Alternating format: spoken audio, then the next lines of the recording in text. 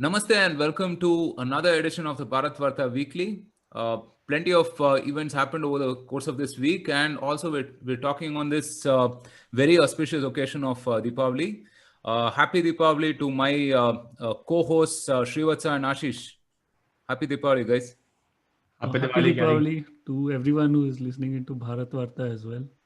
Yep. So, guys, we're going to run through a few of the things that happened this week, starting with a recap of our episodes. We had a couple of interesting episodes. The first one with Shankar Ayer, who's the author of The Gated Republic. Ashish, what was it like hosting, Shankar Ayer? I know you follow his articles and everything. So, what was this experience like? I've known Shankar for better part of a decade now. One of my first Twitter acquaintances, actually. Been quite fascinating reading his articles and books, three books that he's authored in the last few years. In this episode, we spoke about how the Indian state has over time failed people on some of the basic necessities which people in other countries may be taking for granted, and how that has opened up a space for some extortionist behavior in the private sector. So, like to fill the gaps which the government hasn't done, the private sector has stepped in, and that doesn't always help. I mean, it's not that private sector shouldn't contribute; it's just that there's been no coordination which is between government and the private side, which has led to price gouging and stuff like that. So, pretty interesting book actually. And he was quite optimistic that some of the problems that he has talked about in the book are finally being addressed, but he felt that the pace could be much faster.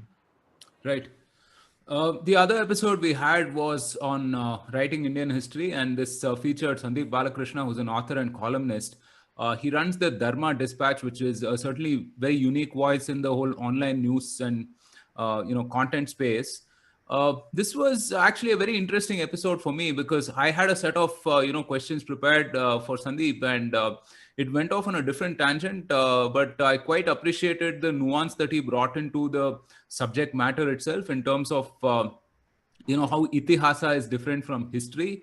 And how civilization tends to sort of overlap with our culture and overlap with the history of events and people and so on and so forth, right? With India specifically. So these are two episodes we put out last week. All right, moving on to some of the events that happened last week. The center and RBI provided stimulus for Atmanirbhar Bharat. The total amount earmarked for the stimulus is 29.87 lakh crore, around 15% of India's GDP. This stimulus follows the Atmanirbhar Bharat 3.0 package announcement. The funds will be used for the Atmanirbhar Bharat Abhiyan 3.0 reform, among others. The stimulus will be split among verticals such as manufacturing, agriculture, housing for all, industrial infrastructure, and rural employment. All factors are pointing towards a possible revival on horizon for the Indian markets. Ashish, you wrote a column on this for the Business Standard, right? That's right, Gary. Yes. Yeah, can you just elaborate a little more on what was your point of view on this? Yeah. So, Finance Minister announced the Atmanirbhar Bharat package, which was dubbed as the version 3.0. That is because two announcements have happened in the past, starting with the first one in May, which also we had discussed quite extensively on some of our previous podcasts. These announcements are not necessarily a new event. This is just a continuation of what the government has been talking about in terms of fiscal stimulus, plus some of the policy changes which are required to attract new investments to India. The main highlight of this package, and I guess we will talk about it in more detail, was the production-linked incentive, which the government has announced for 10 sectors. But other than that, what really caught my eye was the urban housing program, where the PM Awas Yojana Urban is being extended by allocation of 18,000 crore more, which will basically help create many more housing units in large cities in India. This is quite important because the housing construction is anyway a big multiplier for jobs, but also for consumption of cement and steel, which in further creates new jobs in those core sectors. Also because we need to have the confidence for the migrant workers to return back to their wherever they were working, right? Right now, all of them have gone back to hinterland and have not really come back. So to get the cities moving fast and for the economy to catch up, it's quite critical that they come back to living in better conditions. I think this will give them some confidence. So this should have a morale boosting effect as well. Government also spoke about the support for the agriculture slash farm workers, increasing the allocation for the Manregs program. There were also announcements around some of, like, for example, the government talked about new allocations for vaccine development, which will be channeled via the Department of Biotech. I mean, this is a complementary effort to whatever the Ministry of Health and Family Welfare has been anyway doing in terms of trying to tie up vaccine availability for India. Also, the government increased the duration for the emergency credit link guarantee program, which has helped a lot of MSMEs so far, and also announced another version of the same for other industries, for 26 priority industries which were identified by the Kamath committee, headed by KV Kamath, the ex-chairman of ICICI Bank.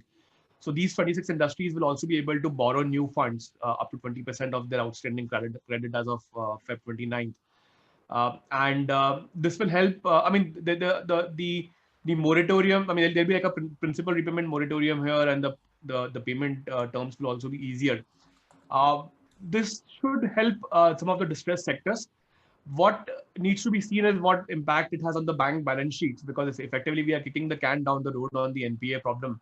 The companies will be able to borrow now and basically either pay back some of the old loans or adjust for working capital, etc. But the banks will not be able to recognize these loans, fresh loans, as NPAs in case they go bad after 1 year. So there's a little bit of a haziness on credit decisioning process, but the government will of course expect the public sector banks to lend money. So there'll be some NPA issues which might crop up later, and that remains to be seen how the credit quality is maintained. Couple of other important things. One was that the difference of the agreement value and the circle price for urban housing in India has been allowed up to 10%. So basically, if you buy a house where the circle value is X, if you buy it under 0.9X, there's a tax implication. That has been now relaxed to 20% of the circle value. So the difference can be 20% of the circle value going forward, which means that the builders can reduce prices to clear their inventory. Now, builders have always said that the government has been unduly harsh on this rule, and finally the government has relaxed it. So I don't know if this is like calling the bluff of the builders, or will they actually reduce prices? So that remains to be seen. We will know the behavior in the next, let's say, 3 to 4 months. And finally, on the road construction side, now roads are another area where the multiplier effect is very high. I mean, you can typically, the studies show that the multiplier effect in India would be 7x. So if the investment is X, it could be worth 7x by the time everything, all the inputs are kind of accounted for in the process of road construction. So that process has also been simplified a little bit by making it easier for contractors to put less, less performance guarantee, set aside less money for bank guarantees and so on, which will save them up to 2 to 3 months of working capital. So again, it makes it easier for the smaller developers to stay afloat and participate in tenders. So overall, I mean, fairly wide-ranging package addressing different segments of the economy where there is stress and which needs support.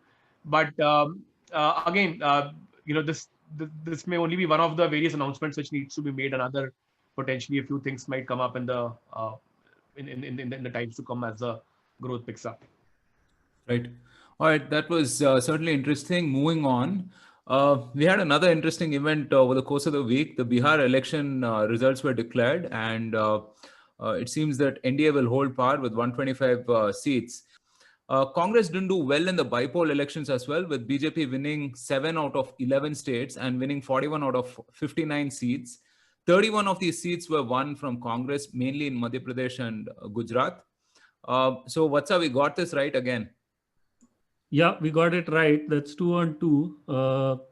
I think it was Rohit, Vivek, and Ashish who called the election for Bihar, right? And as you mentioned, it's not just Bihar; it's also the bipoles. And these, before the election results came in, these results were sort of portrayed as a whether it was almost a referendum on Narendra Modi as the prime minister and his handling of the pandemic with the migrant crisis and so on.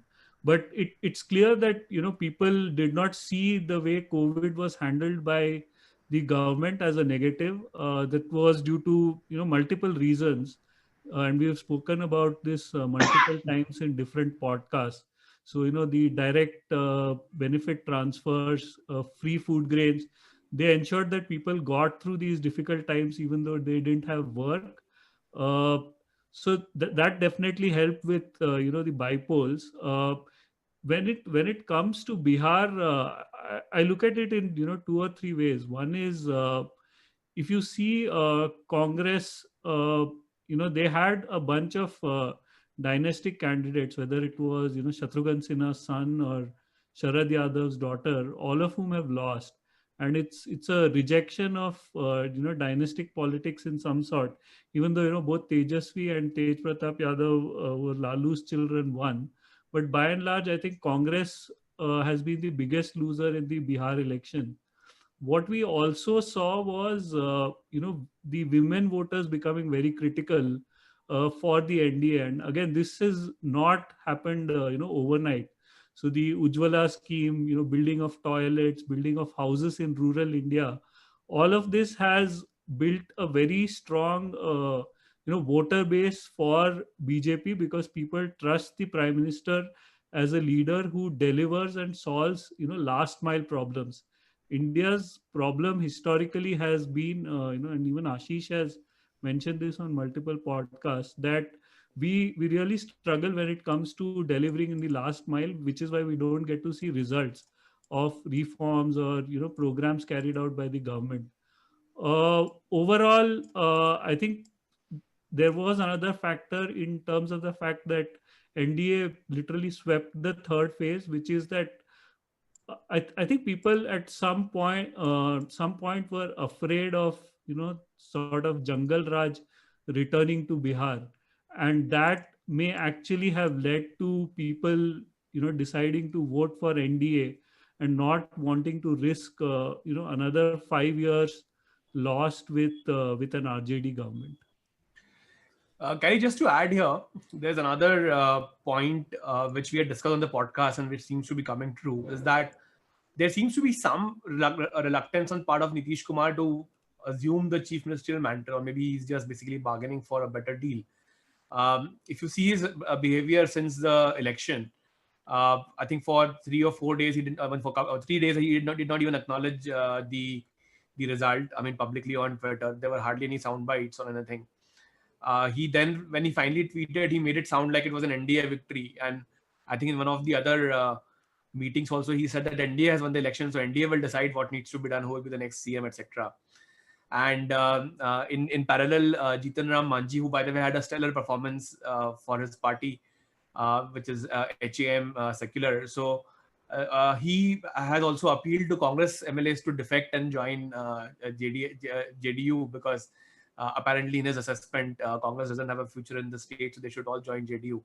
So it's kind of interesting how various parts are again set in motion to just before the government formation, and kind of ironic because the BJP the BJP, the in charge from BJP side for the election, Devendra Fadnavis, saw this exactly the same thing this time last year in Maharashtra.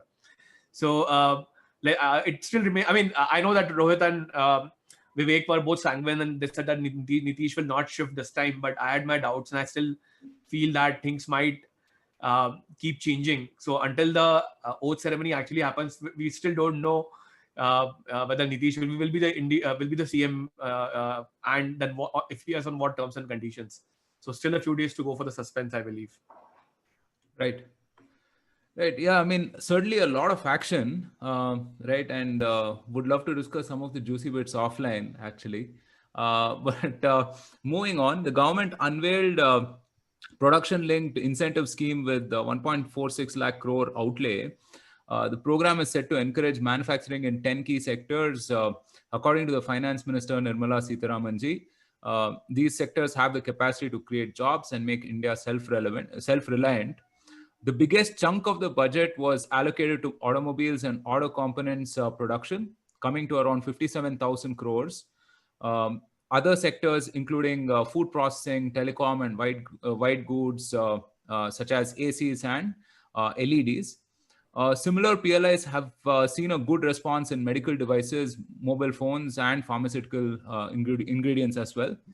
Ashish, what do you think this PLI will do for manufacturing, specifically in India? Yeah. So the cabinet approved the introduction of the production-linked incentive, or the PLI program, to attract manufacturing in 10 key sectors, as you mentioned, Carrie. These 10 sectors include some of the traditional export powerhouses like textiles, pharma, automotive, steel, specialty steel, and white goods. But also 5 other sectors are quite new, and they could be sunrise sectors for the Indian economy, like solar panels, telecommunications gear, advanced cell batteries, food processing industry, and electronics products. So there's a mix of what we do well and what we should do well if we were to really be Atmanirbhar in coming decades, right? So I think it's a good balance that way. The idea of the PLI program is to get large manufacturers to India, whether they integrate India as part of their supply chains, or we encourage them to set up new base in India. So either way, that's the intent. The total outlay is for 1.46 lakh crore. I think we are missing the crore in the slide, what you see there. So, but yes, I mean, of course, it's a fairly significant outlay. This is for 5 years. This is not a single year outlay. And this was also included in the package which the finance minister announced, which we spoke about in the previous segment. So the 2,65,000 crores worth of Atmanirbhar 3 stimulus includes this 1,46,000 lakh crore as one of the parts of it.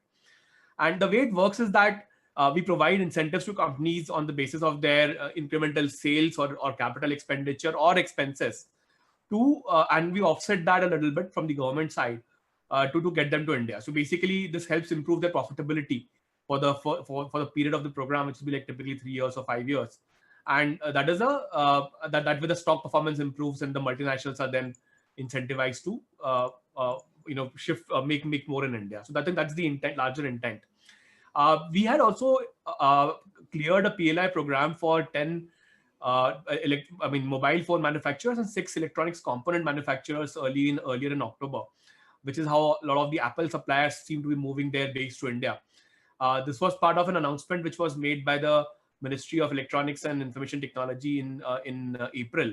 So it took about 6 months for the first PLI program to really get rolled out. But the good thing is, because that was successful, and since then Apple seems to have suddenly been asking its suppliers, be it Foxconn or Pegatron, a lot of those folks are now moving to India, right? So and of course, Apple also opened an e-store after that as part of the reforms they were announced. So they got incentivized to start the e-commerce store in September end, which, by the way, already featured in the Apple earnings release for the last quarter. Tim Cook specifically mentioned that as one of the reasons for boost to their sales, which of course could be a bit of a marketing statement also. I'm not very sure, but nonetheless, they seem to be quite serious about Indian investments. So buoyed by that success, I think this new program, which focuses on 10 sectors, should also hopefully produce the desired results. We will know the impact in about 6 to 8 months from now. It is quite possible that some sectors do better than others. So they may not be uniform success also, but we will get to know that let's say in the next financial year, basically. All right. Moving on to some lighter news. The Mumbai Indians won the IPL for the 5th time. You can see a sort of an unbridled joy and enthusiasm on Ashish Chandorkar's face. I mean, he's really trying to contain himself, right? I'm sure he has a few remarks more than a few remarks to make about this win. What's also interesting is that the RCB made it to the playoffs. I mean, despite losing a few games, I mean, perhaps learning from their stumbles, and maybe next time they will. Who knows? They'll win. They'll probably win the cup as well, right? So I know Ashish is very keen to talk, so I'm going to go to Vatsa instead. Yeah. So stunning performance. Mumbai Indians has been the team of the decade, I think, as far as the IPL goes. And we must also not forget that there used to be a tournament called the Champions Trophy, which had IPL equivalent winners from all countries. and they won that twice as well before the tournament was disbanded. Uh, it comes down to a few things. I think this, first of all, I think this has been the most dominant performance by an IPL champion ever. In the sense that I think Mumbai Indians lost only one game very convincingly, which was against SRH. They lost two games in the super over, and even the first game against Chennai was pretty close. So to that extent, they were by far the most dominant team in the IPL. They beat every other team, and they did it without Rohit Sharma really firing. I mean, he was injured for the first half, and you had other players who were injured at different points. Like Bumrah started off slowly, even though he was not injured. You had Nathan Coulter-Nile, who was injured for the first half, and you had what you would possibly call as the second rung of players. The likes of Ishan Kishan, who by the way ended up hitting the most sixes in the tournament. Looking at him, you might probably not figure that out. Similarly, you had Hardik Pandya, who is of course a match winner, and Kyron Pollard step up to the plate. Uh, so it was an overall team contribution, and what has also happened is, and of course I should not forget the player of the tournament for MI, which is Surya Kumar Yadav. It's simply amazing that he's not part of the Indian team. uh, what is good is that unlike the Chennai sort of dynasty which aged and then eventually they were dumped at the group stage itself this year, they couldn't make the playoffs. There are a lot of youngsters in this team, right, who are under 30 or early 30s, so they can go on for a few years. uh, so that's a good thing. So this is a team to look out for, even though we have an auction this year. I'm sure they'll retain the core and do their best to retain some of the most important players. So, I mean, whether you look at batting, bowling, or fielding, I think everyone contributed.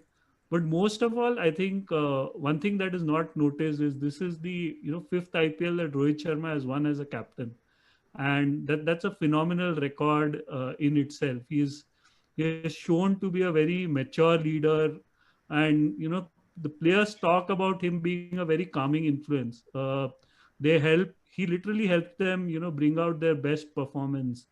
I really think, at least when it comes to the limited overs, India should look at making him captain. Particularly because his record in the big games as captain and the big tournaments, whether it's IPL or it was Champions League earlier, has been phenomenal. So, and we've not done very well in the ICC tournaments, since we won the ICC Champions Trophy in 2013. Yeah, I mean, we've made semifinals and all that, but I think for a country of India's cricketing resources and talent, I would say that's about par. So for India to actually reach finals and win finals, I really do think that we should consider, at least for the limited overs, a change in captaincy. Right. Ashish, being a Virat fan, will take offense to that suggestion, Vatsa. So, Ashish, how badly are you ruining the fact that RCB have failed to win yet another cup? See, I keep my fandom for the player and the team separate, right? So I'm a Virat fan, but I'm not an RCB fan. Gary, I mean, see, Ouch. RCB has played three finals in the last this was 13th episode, right? So 13 years. While Pune, which played for 5 editions between two teams, has made one final. So the ratio is not, very very different between the two cities, right? So, but without a Pune team, I actually don't care who wins. I'm just a neutral watcher here. So, but of course, Mumbai is next door, so quite happy for Mumbai to have established the supremacy of for one more time. There's a joke going on today on Twitter that Virat doesn't win any IPL finals or ICC events because they burst firecrackers after the after the event to celebrate. So once they stop damaging the environment, Virat might step up. So let's see. We should probably petition BCCI and ICC for that. Right. All right. So moving on, domestic airlines can now operate flights with up to 70% of pre-COVID capacity. The Directorate General of Civil Aviation passed an order that allows domestic airlines to operate flights up from the current capacity of 60% to 70% now. When planes were first allowed to fly in late May, airlines were allowed to operate flights with only 33% capacity. Individual states also have their own barriers as to the number of passengers on these flights. This move should bring together states and ease operations for airlines. Scheduled international flights are still banned in the nation. So, Ashish, what do you think? What do you think this means for airlines in India? Yeah, I think this is one of the sectors, Carrie, which has been worst hit by the pandemic. And as it is, it's a difficult business where there's a lot of vagaries, and especially in India, because the let's say the cost of fuel is, let's say, quite high. I mean, up to 40% of the operating costs for a lot of airlines. So in the Indian context, it is anyway a difficult business because we don't have any fuel, we import all of it, etc. And then there could be issues around geopolitics and so on. So, but this is one sector which was doing quite well before the pandemic hit. I mean, not, let's say, in the immediately preceding last 6-7 months, but let's for the last in the last 6-7 years, the sector has stabilized quite a bit. In fact, there was a period when we saw a 52-53 month run of month-on-month passenger volume increase. So as such, the industry had stabilized, which we also saw in the form of new players joining in. Vistara launched. I mean, AirAsia came to India. Indigo, of course, expanded quite a bit to several smaller cities, and large cities which were generally unserved, like Surat, for example, is a good case. Indore is another example. These cities got good connectivity in the last 5-6 years to cities which were to a lot of other large cities in the country. So things were looking good, and now the pandemic has really changed fundamentally the dynamics of the industry. While, I mean, of course, the government is saying that now they can have 70% of the capacity operate in India.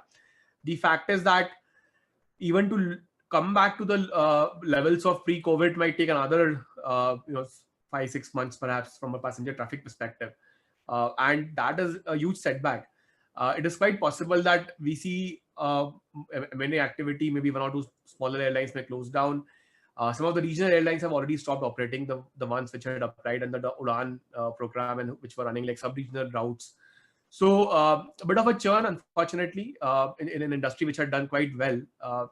This also impacts the divestment decision for Air India, because any buyer which will now come in, I mean, first of all, there were anyway no buyers. If you really see the way government had to keep increasing or keep elongating the deadline for the expression of interest to buy Air India, that itself had taken some time. And then now with this condition, it is quite possible that there'll be no buyer until the government completely absorbs the debt and puts it under an SPV to be serviced in some specific fashion between the government and the buyer, or the buyer may just not want to assume any debt at all.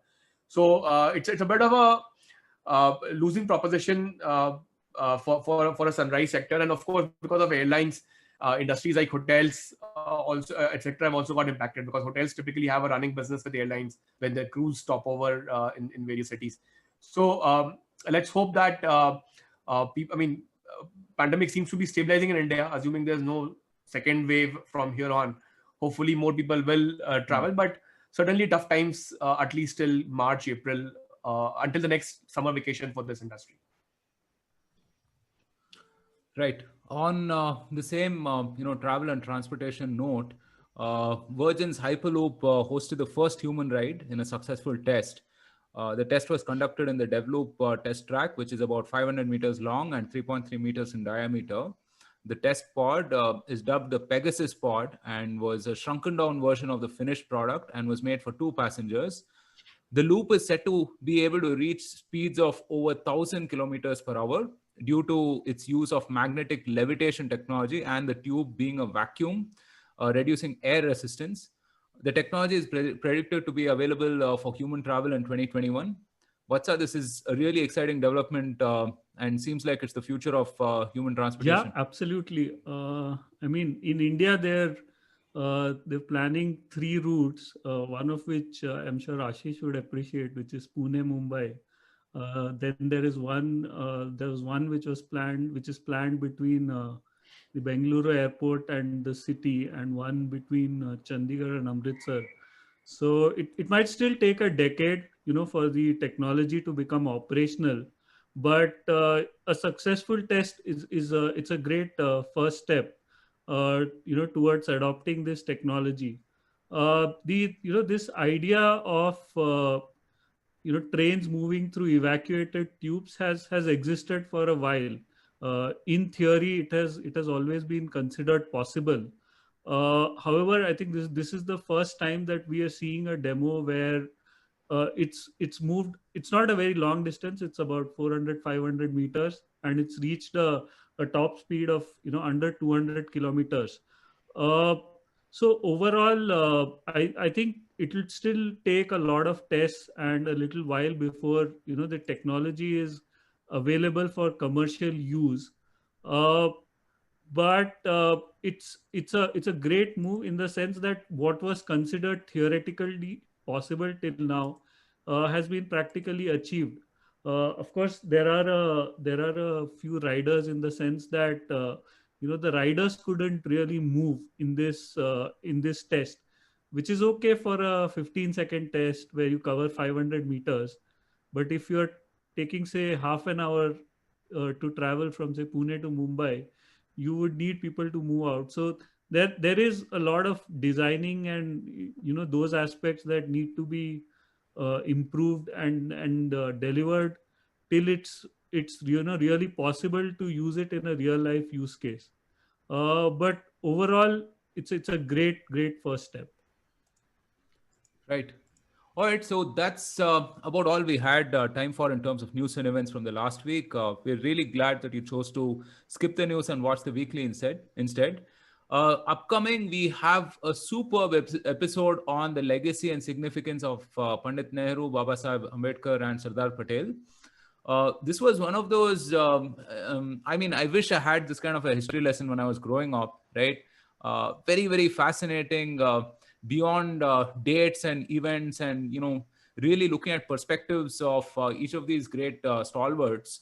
Um, you know and we did a few counterfactuals as well. What if for example, Patel was the first became the first prime minister of India, and so on and so forth. So I'm really looking forward to you guys kind of listening to this and telling me how what were the interesting parts of this, right? So what's Ashish, any final words before we sign off? I'm really looking forward to this episode. I definitely think that Ambedkar is not, really given his due place in contemporary history, for the kind of rationalist he is, and the kind of society he envisioned, which would be free from caste and so on and so forth. Uh, but there are other aspects which are kind of highlighted more about him. The fact that he got people to convert to Buddhism and so on. But there is a lot about Ambedkar that people should know, and I fully expect that we'll get to hear that perspective from both Abhinav and Harsh. Yep. Ashish, any final words before we sign off? No, I just want to. I mean, of course, I look forward to listening to this episode. But just wanted to wish everyone a very happy Diwali. Hope everyone is having a safe time and finally meeting with their loved ones. Yeah. All right. Thank you so much for joining, everyone. Wish you a happy Diwali from all of us again. And until next time, stay safe, take care, and see you soon.